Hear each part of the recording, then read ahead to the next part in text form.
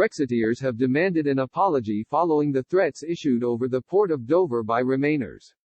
Leading up to the end of the transition period on December 31, Remainers stated there would be chaos at the border. So far this month, however, port authorities have indicated the border is currently running smoothly.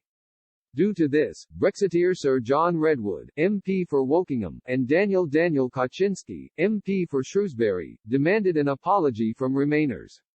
Hitting out at Project Fear, Sir John said, a week after Brexit and Dover port working fine. Still no apologies from the Project Fear commentators and media forecasters. In support of his colleague, Mr. Kaczynski stated the preparations made by the government had been sufficient to negate any disruption. He said, read reports by managers of Calais and Dover ports that investments were sufficient to negate any disruption post-Brexit. We shared this confidence with British media many times and yet they still continue to try to sensationalize the issue.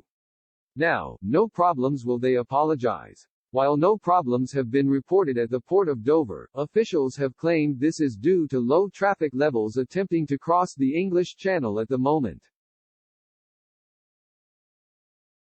Due to the heavy stockpiling prior to Christmas, they claimed traffic had now dropped below levels they would expect for this time of year. Indeed, the only lorry drivers who have been turned away from the port have been those who have failed a COVID test.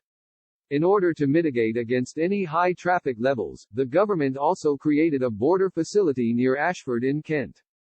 This will be used to manage overflows and keep lorries moving.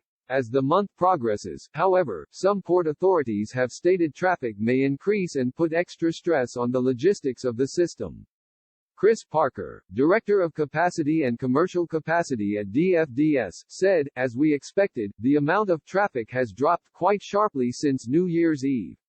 It always happens in the new year anyway, but with the Brexit stockpiling we saw in December it's even lower than it would normally be. We're about 60% below what we'd normally have. Although the EU and UK signed a non-tariff agreement, there is new paperwork needed to cross the channel.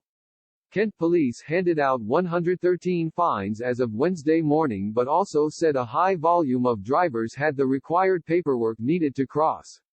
However, haulage companies are still issuing calls for lorry drivers to make sure they have the required paperwork before they cross.